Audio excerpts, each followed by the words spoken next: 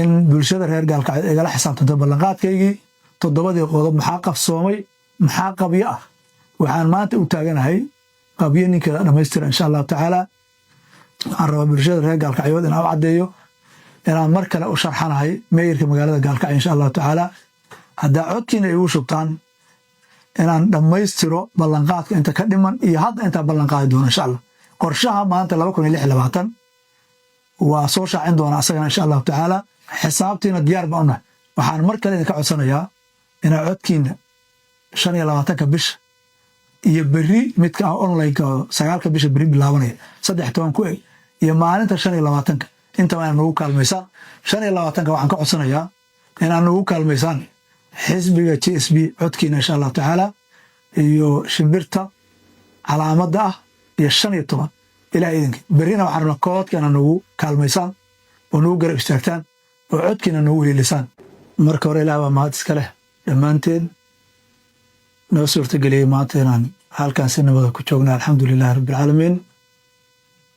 marka labaad dhamaan saaxiibada baa saxaafadda iyo bulshooyinka qiimaha badan aad baa maasantiin in dhageysan doonto mana daawan doonto insha Allah inta kadib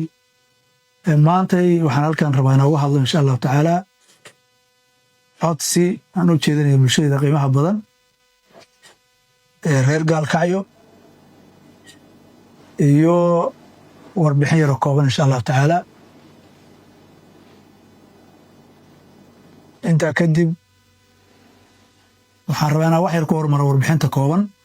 sida wada ogtihiin bulshooyinka qiimaha badan ee reer gaalkacyo 2020 bishii November 12 waa mas'uuliyadda dawladda hoose hoggaankeeda la wareegay aniga iyo golihii deegaanka iyo dawladda hoose runtii markaas mas'uuliyadda ku guuleystay maanta oo ay tahay 8 bisha 7 2026 ilaahay baa kaga xamdinayna anagoo nabad ah xafiiska ka shaqaynayna in halkan warbixin maanta aan maarta ka soo jeediyo muddadii xafiiska aan joognay iyo imaashahaygii aan tartamaya 2020 musharaxa ahaa bulshada reer gaalkacyood xil iska doon ma aan ahayn waxaa jiray ballanqaadyo bulshaduna ay markhaati ka tahay ee aan ku tartamayay qodobo 7 qodob ahaa oo farcooda leh laakiin 7 qodob ka koobnaa ee bulshada la wadaagay waagii musharax ahaa kulamadii waaweynaa ee bulshada aan u qabanayna xilligaasna dukumeenti aan runtii ugu qaybinayay aan kala kulmay kala hortooda aan ka ballanqaaday dukumeenti aan u qaybiyay muddada 6 sano ku dhow ee mas'uuliyadda aan joogay waxaan target gareynayay qorshayaashii markii hore aan musharax ahaa aan ballanqaaday ama aan ku haminayay ama talagalkay u ahaa inaan ka shaqeeyo insha Allah taala wixii ka dheeriyo emergency iyo ku imaanayana mas'uuliyad baad naga saarnay wax xalinaynay waxaan rabaa ilaahay fadligii 2020 November mas'uuliyadda maanta la wareegay howlka qolkan hadda aan maanta warbixinta ku duubayna xafiiska aan soo fariisanay reer gaalkacyo waxay markhaati ka ahaayeen xaaladdu siday ahayd iyo siday u akirnayd iyo duruufihii jiray Soomaaliya maanta si guud waxa laga dareemayo amniga ah oo khawaarijta la dagaalankeeda iyo amniga guud runtii la dareemayo ka horba anoo gaalkacyo talaabo ka qaan ayadoo halka la gaarin dawladuna isbedelin 2022 xilliga madaxweyne xasan sheekh mas'uuliyadda qabanaya ka hor waxaan talaabo adag ka qaadnay khawaarijtii oo reer gaalkacyood runtii u afduubnaayeen amni darrada iyo culayska magaaladan laga dareemayay labada dhanba Puntland iyo Galmudug anagoo isku duuban waxaa ilaahay fadligiis ku guulaysanay ayadoo la gaarin khawaarij la dagaalanka caamka dowladnimada loo sinaa in annaga kaliya aan dagaal iclaaminay dagaal la galnay bulshadii hormuud u noqonnay nafteena u biimaynay taasna aan ka dhaxalnay kalsooni iyo nabad iyo runtii inaan salmugiis bulshada ku fariisato xafiiskan marka mas'uuliyadda la wareegnay nooma suuro gali in 2 saac isku xigta xafiiska ka shaqeyn ama 1 saac xiriir inaan joogno alxamdulillaah rabbil caalamiin ilaahay baa kaga xamdinaynaa oo u bareernay runtii waana la handaday waxaad ogtahay in qaraxii naloo dhigay hanjabaado si kasta la yeel waxaan aaminsanayn saacaddeena waxaan ku dhimanayn insha Allah taala waxaan ku dhabar adagnay inaan bannaanka u soo istaagno la dagaalanka khawaarijta si buuxda ugu guulaysan ilaahay baa waxaan dinaynaa intay ka qayb qaadatay mas-uuliyaddaas iyo shaqadaas qayb ku lahayn intii dhimateen waxa la ilaahay u naxariisto intii ku dhaawacantay ilaahay caafiyo inta kalena ajir allah ka siiyo dhammaan intii ilaahay dartiis cadowgaas uga dulqaadayso ummadda intaa kadib maantay oo 2026 bishii 7 aan joogno ilaa iyo maalintaas mas-uuliyaddii bulshada reer Gaalkacyo ay noo dhiibatay aan ka shaqaynaynay naloo igmaday systemka dawliga aan maaragtay ka mid ahayn madaxweyne Axmed Cabdikaari Qorqor madaxda ka ahaa iyo dowladda hoosena waxay runtii wada shaqaynayeen si dhow bulshada iyo dowladda hoosena waxay wada shaqaynayeen si dhow labada maamul ee Puntland iyo Galmudug saaxiibaha annana waxay wada shaqaynayeen si dhow arrintaas waxaan sidaan hore u sheegay dul taagnaa qorshayaashii aan aaminsanaa bulshada inay gala xisaabtamayaan beri ka maalin waajibna ay tahay in lagala xisaabtamo ayadaa taargetkaygu ahaa ka shaqaynayay dul taagnaa maantana waxaan u diyaarsanahay in bulshada reer Gaalkacyo ay gala xisaabtanto ballanqaadkaygii 7 qodob maxaa qabsoomay maxaa qabyo ah waxaan aaminsanahay maantay 7 qodob wax badan waan ku guulaysanay inay maanta boqolkiiba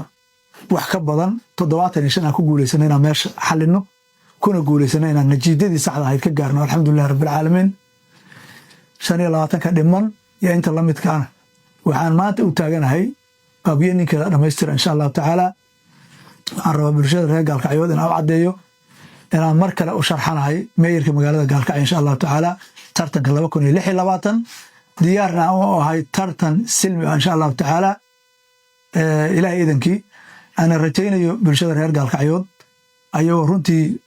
markhaati nooga ah maamulkii dowladda hoose ee anaga hoggaanka ka ahaa ee halkan ka shaqaynayay ee xafiiskan joogay 6 sano dhow inaan u dhabar adagna caqabado ka soo jiray shaqadii bulshada aan dayacin xafiis waa xafiis 6 maalin bulshada u adeega sabti to khamiis wax tabari reebta maana wax kale aan hagran waxaan filayaa bulshada inay markhaati nooga tahay insha Allah tacaala waana hubaa bulshada reer Gaalkacyo mar kale waxaan rabaa inaan aad iyo aad idinkaga codsado codkiina shalay ee runtii asagoo doorasho dadban joogay maanta axsaab jooga inaa codkiina ugu biirisaan insha Allah tacaala igu kaalmaysaan iguna garab istaagtaan 6 sano shaqada aan soo qabtay oo runtii aniga iyo maamulkii dowladda hoose aan ka mid ka ahaa ee golaha deegaanka iyo meeyar ku-xigeenka xogayaashii iyo agaasimayaasha iyo dhammaan waxaa kala duwan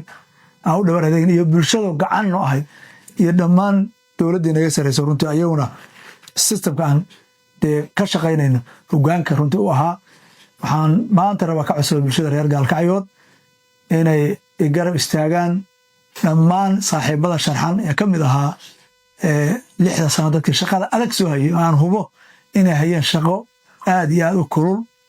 si daacadnimo loo hayay runtii culayskeeda lahayd dhammaan inta han kale is soo taagteen in la garab siiyo insha Allah tacaala laguna abaal mariyo runtii bareeridii loo bareeray khatartii tirada badnaa iyo horumarinta isxilqaanka u xooga badnayd ee magaalada Gaalkacyo ka qabanay daliya dibadna uga qareenay reer Gaalkacyo horumarkooda wixii dhimanaa insha Allah tacaala waa qabyo ninkeeda dhammaystira maanta u taagana insha Allah tacaala hadda codkiina igu shubtaan inaan dhammaystiro ballanqaadka inta ka dhiman iyo hadda inta ballanqaadi doono insha Allah qorshaha maanta 2026 waa soo shaacin doona asagana insha Allah tacaala 7 qodob inta ka dhimanayn waxaan rabaa inaan runtii la igala xisaabtamo anuguna soo bandhigo insha Allah tacaala bulshooyinka qiimaha badan mar kale waxaan rabaa inaan codsado berito 9 bisha waxaa jira linkiyo lagu tartami doono insha Allah tacaala annaga waxaan ka tartamayaa xisbiga TSB ka Cabdiraxmaan ahaan waxaan ka sharxanahay xisbi xaakimka GSB waxaa jiri doona berito koodhan la soo diri doona insha Allah tacaala wixii ka diiwaan gashan xisbi xaakimka GSB oo bulshada u dhici doona waa linkiga koowaad lagu tartamayo intaan qof iyo cod iyo faylka la gaarin insha Allah 25 bisha waxaan codsanayaa bulshada qiimaha badan inaa koodharka igu kaalmaysaan tartanka online-ka ah ee berito bilaaban doona insha Allah tacaala 13 bishana soo xirmi doona insha Allah tacaala bulshooyinka qiimaha badan reer Gaalkacyo qof kaste reer Gaalkacyo muwaadin ah iyo dhammaan inta area gaalkacyo xukunto deegaanada iyo tuulooyinka iyo dadka miyiga degan dhammaan waxaan aad iyo aad uga codsanayaa in codkooda igu taageeraan waxaan rabaa mar kale inaan caddeeyo 6 sano muddada ku dhow aan joogay hagar la'aan baa runtii kaga shaqeeyey mas-uuliyaddii naloo igmaday anigii maamulkii saaxiibada ila wadaagay mas-uuliyadda beled iyo baadiyana waa ka shaqaynay wax tabari reebta maahana wax kale aan la harin bulshada markhaati bay nooga tahay mar kale waxaan rabaa inaan ku celiyo 7 qodob waxaan diyaar u ahay isla xisaabtan horena bulshada waxaa ogtihiin xisaab inaan sanadle u qaban jirnay bulshada nagala xisaabtamaan shaqada ahayno haddana diyaar baa u nahay maadaama maanta mar kale aan u sharxannahay inaan mas-uuliyaddii u tartano inay nagala xisaabtamaan ilaa iidankii ugu dambayn bulshooyinta qiimaha badan reer gaalkacyo soomaalida waxay tahay sadar muqdaa waa su'aal madoone mas-uuliyaddii aan soo haynay muddadii 6 sano ahayd wixii aan qabannay annaga waa ituso itaabsi iska sheegasho maaha geedkuma aadana wax qarsoon maaha wax indhaha laga leexin karo maaha bannaankay noo taallaa ilaa iidankii bulshaduna markhaati bay ka tahay xisaabtiina diyaar baa u nahay waxaan mar kale idinka codsanayaa inaa codkiina 25 bisha iyo berri midka ah online-ka oo 9 bisha berri bilaabanaya 13 ku eg iyo maalinta 25 inta waan nagu kaalmaysaan 25 waxaan ka codsanayaa inaan nagu kaalmaysaan xisbiga GSB codkiina insha Allah tacaala iyo shimbirta calaamadda ah iyo 15 ilaa iidankii berrina waxaan rabnaa koodkana nagu kaalmaysaan oo nagu garab istaagtaan oo codkiina nagu helisaan sida aan kugu helinay 6 sano mas-uuliyadda aan joognay aanan hameen idinka seexan maalina idinka seexan danteennii khaaska ahayn xagga aska dhigno danta guud aan u go'doonnay runtii waxaa mas-uuliyadda maanta inaan ololahayga soo bilaabo ifaraysay mas-uuliyadda aan bulshada u hayo waxaad ogtihiin 25 la asteeyay doorashada dhacdo maantana bisha waa imise waa 8 meeqa ka dhiman muddo kooban waa dareemi kartaan intaas waxaan ilaalinaynaa mas-uuliyaddii guud ahayno inaan dayacno intaan olole aadno iyo doorasho